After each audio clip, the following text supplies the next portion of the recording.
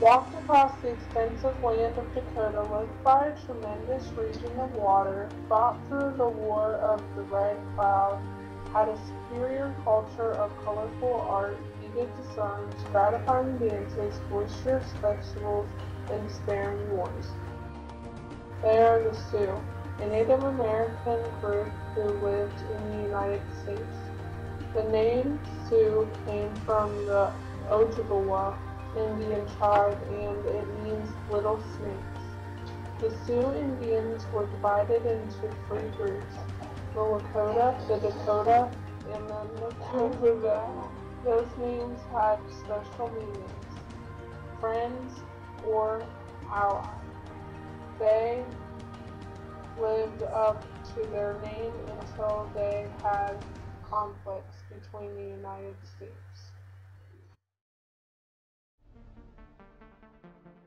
They had through many wars between the United States. One example is Red Cloud's War. It took place in north-central Wyoming. The war was over the control of the Powder River Country, and it lasted from 1866 to 1868. But putting that aside, the Sioux was a very organized tribe. The Sioux Indians were always moving, so they built teepees. Their teepees were made to be built and taken apart easily. The teepees were from tall wooden sticks and buffalo hide. There was also a fireplace in the winter.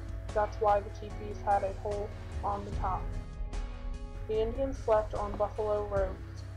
The buffalo was a very important animal for their life. They used the buffalo for bones as toys, muscles as thread, horn as spoons and cups, tongue for special religious celebrations, droppings for fuel, hair for decorating, ribs for sleds. No part of the buffalo was wasted.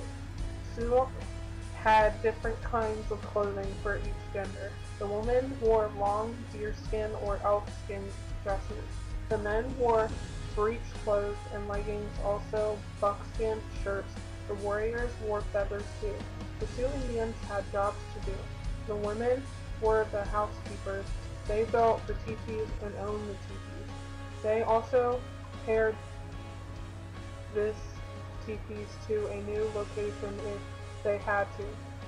The men were the ones who protected the family and provided food. They were warriors. Each man had their own club, spear, and a bow. Every arrow had a mark on them so they could be classed, fed whose arrow it was. They mostly used the weapons for hunting animals like buffaloes.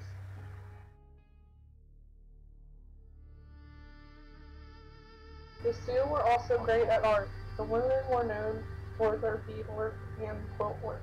Native American beads were carved from shells, coral, turquoise, and other things, and some things that were quills were jewelry, birch bark, boxes, and baskets. Men were known for the buffalo hide paintings and some pottery. The Sioux loved to tell stories, legends, and myths. It was very important to the lifestyle. They believed in spirits and how each person has a spirit to guide them and protect them. They also had a myth on the creation of men. A spirit in form of a bird slayed buffaloes and ate them. Then a snake came to steal an egg. The egg hatched and the Great Spirit threw a piece of the pipe stone at the snake. Then the snake formed into a man. The Sioux had different thoughts on everything. But that all went away when the whites came in and brought sickness. Thousands of Sioux died because of hunger. The whites came in and killed most of the buffaloes. Many died of pain and only 40,000 Sioux live today.